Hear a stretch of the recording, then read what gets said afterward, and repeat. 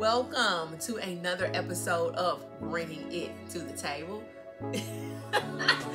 My name is Stacy Loper, and this is my handsome, knowledgeable, wise husband, Joaquin Loper, which is why he is joining me again. All right. It's difficult, boy. It's difficult working with this. Hi, baby. Working with this beautiful woman. Okay. Mm-hmm. Bring it to the table, y'all. What's up, everybody? Happy I'm back again. Mm-hmm. You'll see him almost every time we're on here, child. So get used to it. Yeah, I'm the special guest. Yeah, the special guest. Yeah. All right, so today we're going to jump right into it so that we don't keep you guys here long. Definitely. But we have a question from TikTok that we are bringing to the table today. And to be honest with you all, we have this question quite often, not just on TikTok, but via social media, via our emails and everything, because this is a subject that is not talked about a lot, okay? I don't know what the question is, so I'm really interested in hearing what the question he does not know what the question is. How does someone heal after a spouse has committed infidelity? Would marriage counseling be a good option? Bring it to the table. The right marriage counseling will probably be your only option. Seriously, because you're not going to be able to deal with it and get through the weeds yourself. I don't care how strong you are. I don't care how knowledgeable you are, how many degrees you have. You will not be able to, especially if you are the victim, you will not be able to navigate yourself through the weeds on your own recognizance, your own knowledge. You need help, especially if your choice and your decision is to stay. You see, he used the word recondance, right? He used a big word, y'all. I love it when he uses those big words. Don't touch me. But that's real, though. Seriously. That's real. Not because, well, they think they know everything because, they're coaches, they're counselors. No, because we've been there in our own marriage. Yep. Our own marriage in year 1, 2, we almost didn't make it because of a lot of things. Plus, that was the caveat. That was the camel that almost broke our back. So, should have. That was the straw. No, that almost broke the camel's back. No, that was the camel almost broke our back. I said it exactly right. The way I want to say it. Oh, okay. That was the big thing that almost broke our back. That was no straw. That was the camel. Oh, okay. So, all right. So, when you talk about would marriage counseling be a good option, it is probably the best and only option for you and your spouse. Yeah. And the reason I even say that is because when you go on your own thought, on the hurt that you're feeling in the midst of experiencing infidelity from that person that you love and that you felt loved you, it is hard not to seek revenge, not to want them to feel the same hurt. And I want Joaquin to talk about that because we've been there. It's just episode 2, 3. No, baby. No. What episode is this? You jumping in, you giving y'all some boy. That's why it's called Bringing It to the Table, though. Yeah, because this is the thing that a lot of churches aren't bringing it to the table. Definitely. And if they are, they're not going in depth with it. Right.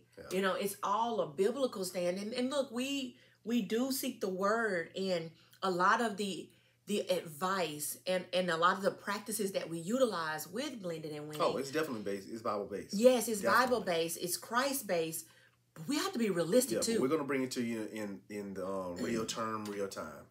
Yes. But we're basing everything we talk about, we discuss, that we suggest, definitely off biblical. Yes. And saving your marriage after infidelity is truly a faith walk. It is a faith walk, and I promise you, please do yourself a favor. If at all costs, keep your family, friends out of it. out of it. Out of it. Yes. Yeah. Once again, been there. Yes. Mm-hmm. But it is definitely a faith walk, and it is definitely a struggle, a flesh battle. Mm-hmm. Not only on the perpetrator, the person who committed the act of adultery, but like my wife said, now the struggle of getting even, your flesh saying, I've been holding back, I've given up these opportunities to do this, and now you... Tell them how you felt. The one thing that you kept telling me about. Hey, if we go play this game, let's both play it together. Level the playing field. Level the playing field. Me. If this is how you want to play, let's play. I'm for this game. At that time, people, listen to me. I'm for the game.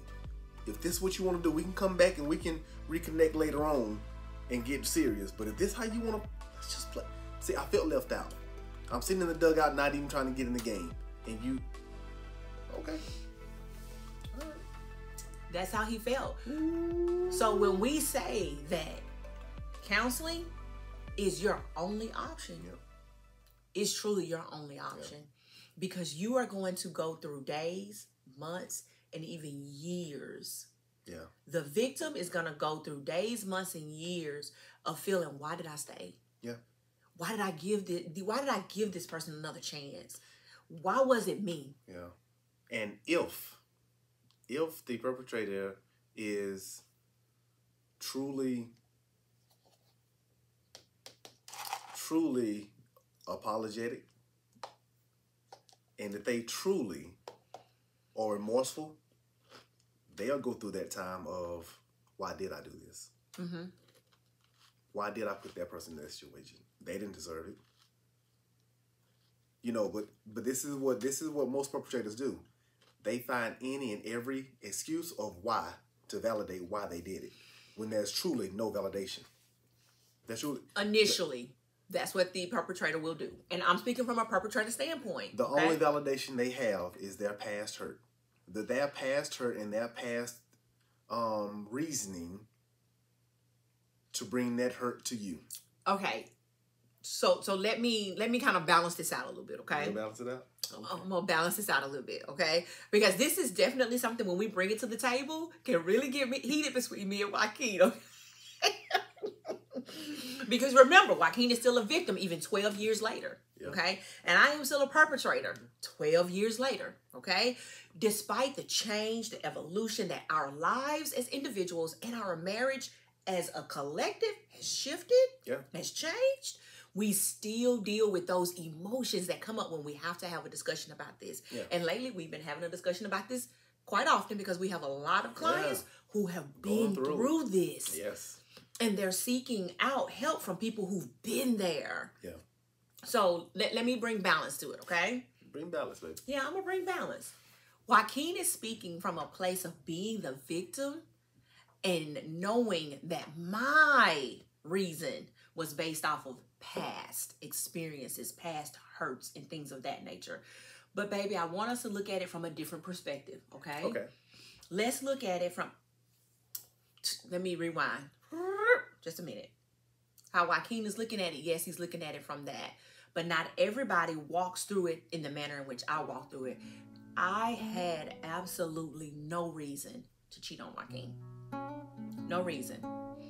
Mine was truly because I had not healed from my trauma. I had not healed from what I'd seen, from the norm that I thought was a norm because of what I saw growing up. Not seeing healthy and happy marriages. Barely seeing marriages at all in my family, okay? But what did you see? I saw, that's good. Thanks for asking. Oh, no problem. I'm here for you. I can't stand him sometimes, y'all. We got to bring it to the table, right? Woo! Y'all better come get him.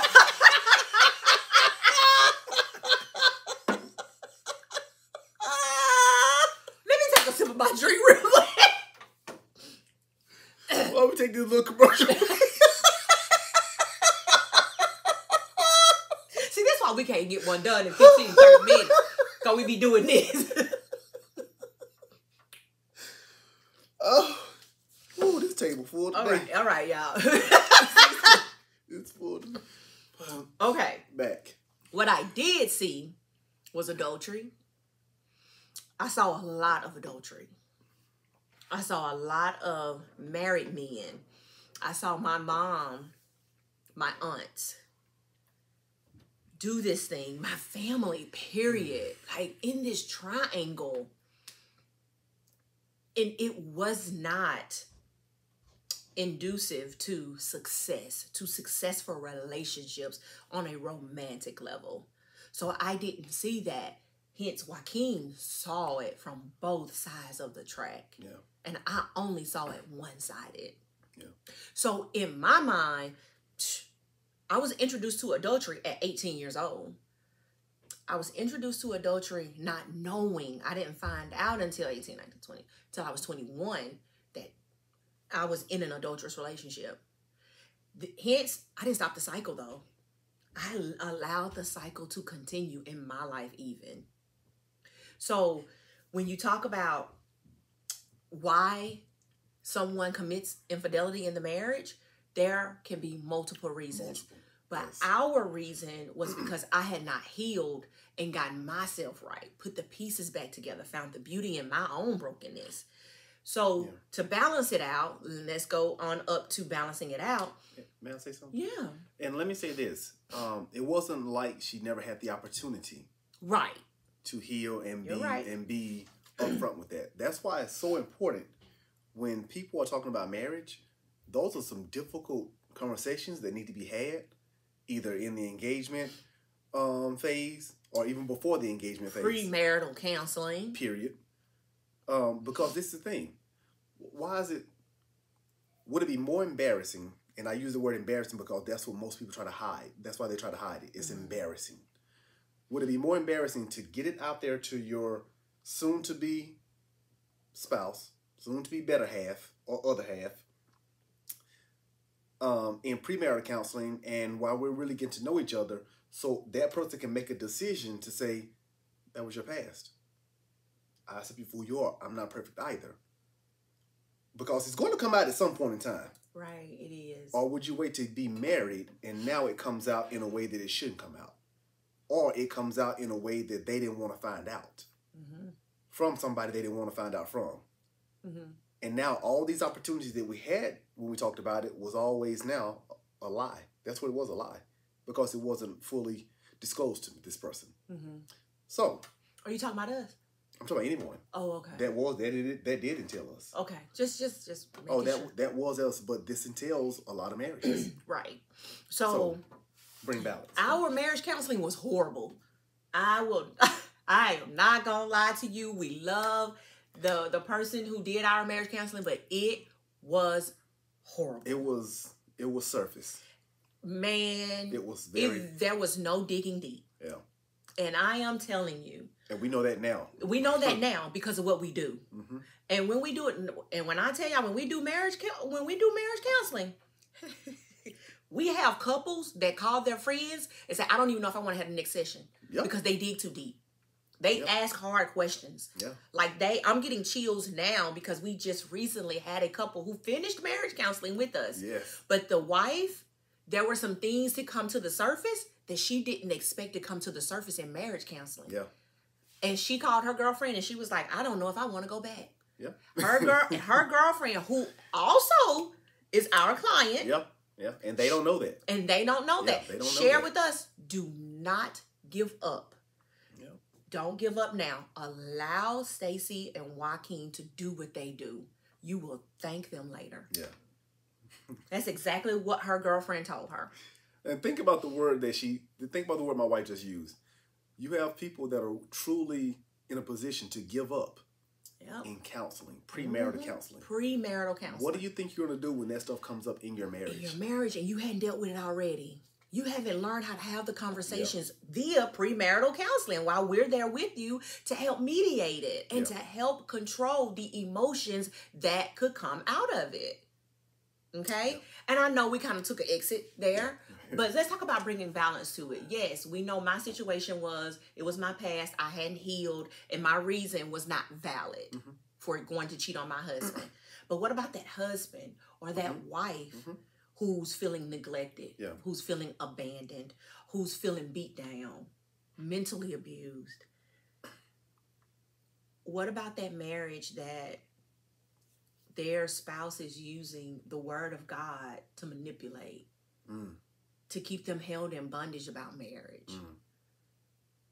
What about that woman who is sitting there wanting her husband to walk through the door and hold her and say, hey, baby, how was your day? And she never gets that. Or what about that husband who just wants to come home to some peace and he can never get that from his wife? See, our situation was totally different. Yeah. And I did not mean to bring it, when I gave my reason earlier, I didn't mean to make it about us. So I hope I didn't come off that way. I knew I wanted to put us in there, but I didn't want to make it all about us. Because, once again, infidelity happens for many, many reasons. However, it still goes back to our past traumas. Because once they're hit, once they're triggered, it opens the door for, well, maybe. Now this person can talk to me. Now I feel abandoned because I never had it growing up. Or I was abandoned growing up. So it all goes back to a lot of trauma. A lot of past trauma. But my wife is absolutely right. That's why, again, coaching and counseling is so important. So important. If you have a person business minded, and that's all they've ever known, when they get married, that business mind is not going to shut off now because they're home and married. They're going to bring work home with them. Not intentionally. This is what they're used to doing. And you know what they're going to hear from their spouse? Bickering. Chatter. And they're saying to themselves, I'm out here trying to provide. I'm out here trying to work. I'm out here trying to do this. And you're arguing about me coming in hugging you. And I'm paying for this and I'm doing it. And that's what people say. That's what they think. And they don't hear that they just want, their spouse wants some acknowledgement. I want to be the first priority. And some people don't know how to balance that. They don't know what that even looks like. And that's why, he was one. I didn't know what that looked like. I was one. But that wasn't my reason for going out. No, this was well after after the infidelity with us. But people don't know how to do that. What a man is taught is how to go out there and provide for his family. He's taught how to be a man. He's not taught how to be a husband. Yeah. A woman is taught, most women are taught how to, and I mean, and I'm just, y'all know I'm real. I do not, okay? I do not sugarcoat it, okay? What you gotta say, babe? A woman is taught two different sides, okay? Because you got some women who are taught to go out here to be this strong woman, that you take care of yourself, you be independent, and don't let no man tell you what to do, and don't let no man feel like he can run your life. Now, you're taught that because you come from a strong line of strong women in your family. Girl, I'm going to need you to debunk that real quick, because you're going to lose that man to another woman who will listen to him. And most of the time, if you really listen to what she just said, you come from a long line of single women or divorced women, bitter women, or women that are married, and you know for a fact their husband's not happy and he's probably stepping out. Okay. So those are the women you come from. Those are the women you come from. Me, those are the women I come from. Okay. So I always wanted to be married, and I always knew I would make a hell of a wife. But I also had to be taught how to be the hell of a wife. I had to because I wasn't taught that growing up. Yeah. Okay? And guess who's the only one person that can teach her how to be that hell of a wife? Joaquin Lowe. I'm number one, numero uno.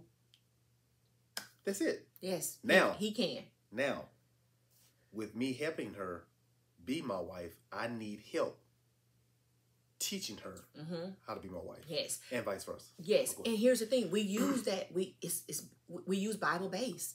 Period. We have our mentors who are Christians, who are speaking that life into our marriage, that's speaking life into us as individuals, speaking life into our family. We also have them speaking death to those things that don't belong. Yes. They need to die. They need to go. They need to be non-existent. Yeah. They're teaching us how to speak those things. Those things as well. And okay. They're also just not speaking life into us. They're checking us. Then look here. For the 12 years that we've been getting coaching and counseling, I still have those same mentors in my life this day. To this day. They have 12 years of my own. I give them permission. I gave them permission years ago, and they still have it. Check me. Yeah, don't ever let me think I'm too grown, too much, or too. Check me. Yes. And I'm a humbly. Yes, sir.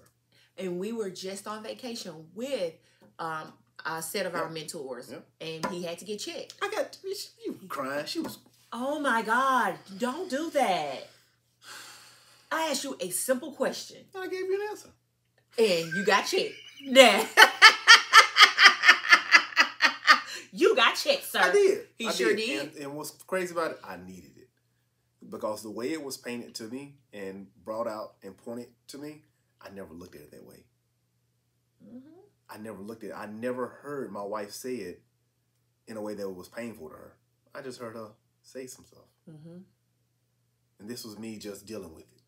So, man, don't ever think you're out of touch with being mentored or being spoken into, being corrected, being built up. You're never outside of that. Yes. So, who was number two? The second set of women and these women are reared to cater to a man, to marry rich, to go out there and seek out that man that is going to provide, that is going to cater, that is going to be this ball player or this entrepreneur or this. They are reared to do that. They are reared to submit. They are reared to humble themselves and sit back and allow that man. But even sometimes, because they're reared that way, they fall victim to the infidelity in their marriage. Because this is what comes with it. This is what comes with it. And that's out of order. It's out of order. Now, I'm asking a question. Could some women fit both patterns? Yes, some women can fit both. I was the one that kind of fit both. I didn't say it, y'all. I knew where he was going with it. I know my husband. I just asked the question. I know my husband. I knew where he was going with it. Whatever. Did my voice get high? I didn't marry rich. Yes, you did. Okay. I take that back. But go ahead. I so hate. I see how he be doing. No. How he be tooting his own horn. No. I'm just saying, you said I can marry rich. You married 3 times, so I didn't know which one time you talking about. I know you're talking about 1, 2, or 3. I just want to be sure. I just want clarity, people. We talking about clarity. OMG. Thank y'all for joining us at Come Bring It to the Table today. I don't know if I'm ever invite him back to be a part of this show. I might just do it by my darn self. Oh, you did pretty good with 1 and 3, but... Yeah. Okay. Well, go ahead. No. I was kind of a part of both. But I was a part of both because I got to see a different world when I moved out of the town which I was reared. I mean, I got to see a totally different world. Culture. Yeah. Style. Climate. Lifestyle. Yes. Oh my God. So, I got to see a different everything. So there was a huge difference in how I was raised for all these years as opposed to what I got to see as a teenager going into a young adult. I was like, I see both sides of it now. I see both sides of I see one side of the manipulation, the strong woman, and always standing your ground and not letting a man do this, this, and this. But I also saw the side of I could marry well. So what word would you use I would there? be okay. What word would I could marry so I could still handle and control the situation. That manipulation? Yeah. Yeah. And so I could, because I was reared in this style of manipulation, this style of strong woman, I could marry well, still manipulate the situation, be in complete control, but my marriage would not have been successful. And let me say this: I know we got kind of off subject a little about can we come back from it, but we need to give you a backdrop. We just have to give you a backdrop of where we come from, because sometimes if people don't know where you come from or who you are, it's hard for them to hear your reasoning behind why you could succeed in something or why you could not succeed in something. Yeah. I grew up watching my father. By the time I was the age of 9, 10, my father had a girlfriend who had kids the same age of my older sister, myself, my younger siblings, right down the street from my mom. And I watched her be faithful to this man all these years, just telling him, hey, I'm praying for him, she's fussing at him, she's doing this. And it baffled me. It baffled me. And when I say right down the street, probably a mile. Probably a mile. So when you talk about growing up with the trauma, I did not want to get married because I knew I was a part of him and he was a part of me. My father, that is. Didn't want to get married. But when I did make my mind up to be married, I made my mind up to be the change. Mm-hmm. So when I make my mind to be the change, I'm expecting this from her as well. Mm-hmm. So when this hits, it's easy for me to go back. Do you know how hard it took me to get out of that world? Because I was a whore. You put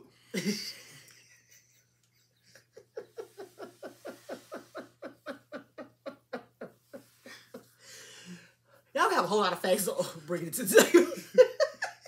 If you put both of us in the room, me prior to marriage, her with 2 failed marriages, and I still the hoe. If they say who the hoe, I'm still the hoe. He the hoe. Say I the hoe. I the hoe. Yep, I the hoe. Mm-hmm. So this is the thing. When I worked my behind off and truly got my my life right with Christ and learning how to accept who I was, the failure in me, the little kid broken in me, and I'm trying to be something that I've never really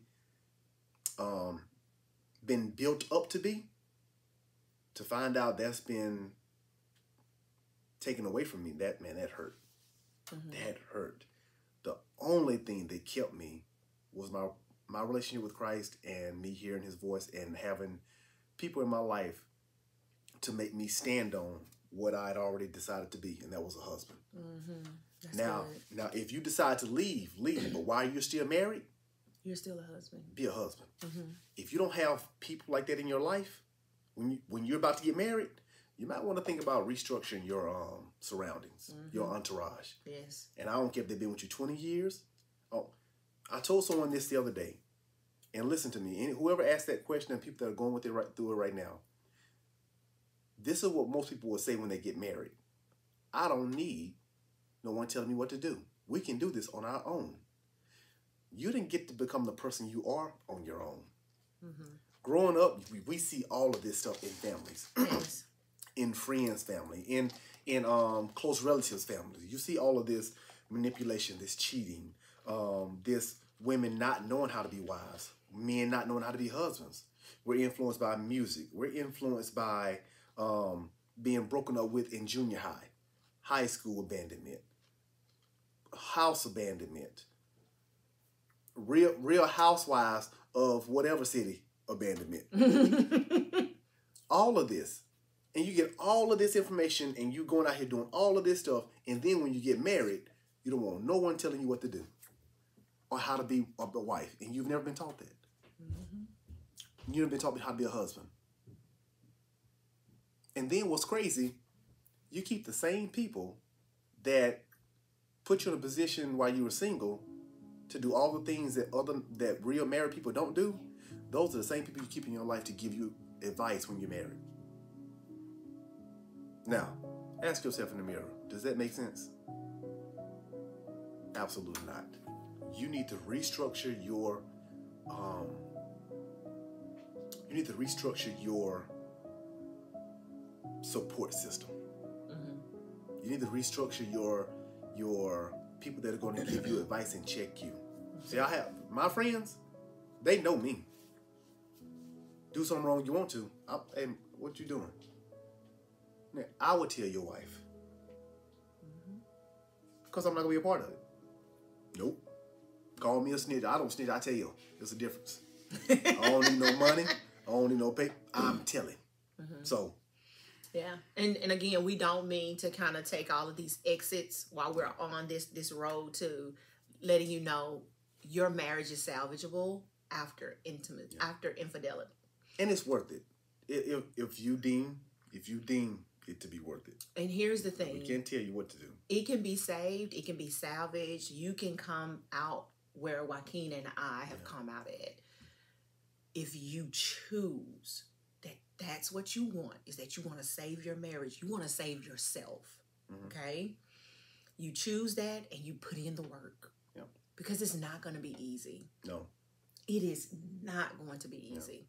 But you got to be committed to putting in the work. Yeah. And putting in the work means surrounding yourself with people who are going to encourage you, who's going to motivate you, who is going to be there on those lowest days where you still feel like walking out the door a year later and you've seen change in your spouse. Yeah. That's what it will take. Having our mentors, having our marriage coaches in our life, our marriage counselors in our life for all these years has been a piece of why our marriage has been so successful. It's truly praying together, being one, truly getting that thing together and having those difficult conversations, bringing them to the table. Yeah. And that's what it will take for your marriage to be successful, to heal, and to be as great as you desire it to be at the end of the day. Yeah. You have to want it. You have to be ready. You have to let yourself know mentally, physically, spiritually, emotionally, you're about to go through a roller coaster. You are. You're about to go through a roller coaster from family, friends, co-workers, your own mind. Bro, I wouldn't put up with that. Girl, I wouldn't put up with that if I were you. What was told to me when I initially found out, when I talked to the right person, thank God I talked to the right person. Be careful who you listen to. Before you listen to someone that will tell you something, look at the fruit that they're bearing. Yep. Just watch the fruit they're bearing. So. Yeah. So yes, you can come back from it. Yes. You have to make a conscious decision as an individual to say, this is what I want to be. And especially if you are the victim. Yes. This is where I want to be. I'm willing to take the blows. I'm willing to take this. I'm not sitting through it again. I'm not sitting through it again. And also the victim has to, the perpetrator has to understand, I'm not taking this. Like, yes. This is not a behavior that I want to be consistent. Yeah. This is not something that I am going to constantly keep forgiving you for. Yeah. Yeah. I'm not. And Joaquin was very, very real with me. I knew there were days my husband didn't want to come home. But Joaquin was like, I am doing this because I know what Christ has said to me. Let me say that I didn't do it for no kids. I didn't do it for her.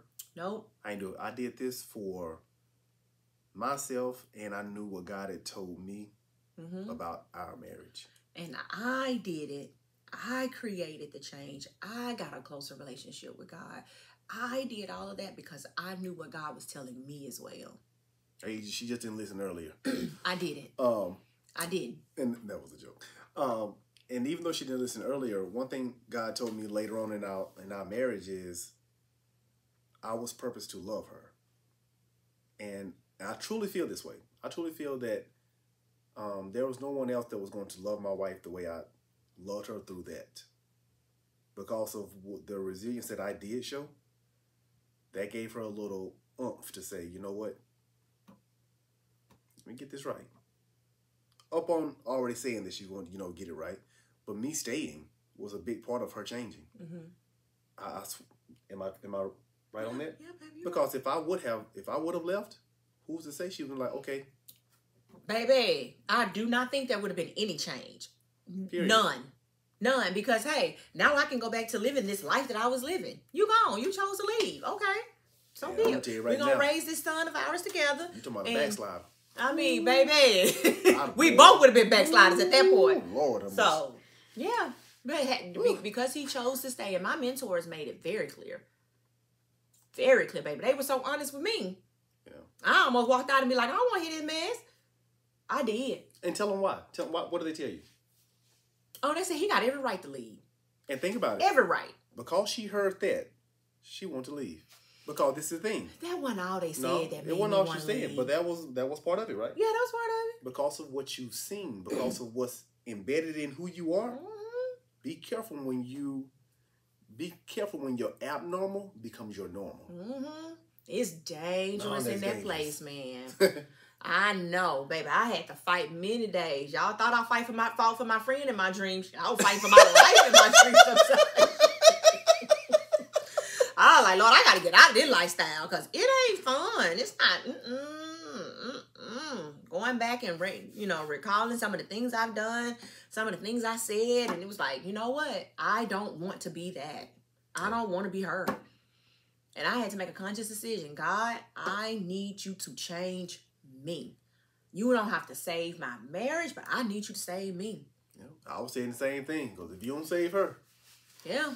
I needed to be saved. I needed to change. And every perpetrator, the one that steps out in the marriage, has to have that heart to heart with themselves and self-reflect. Is this what you want to be?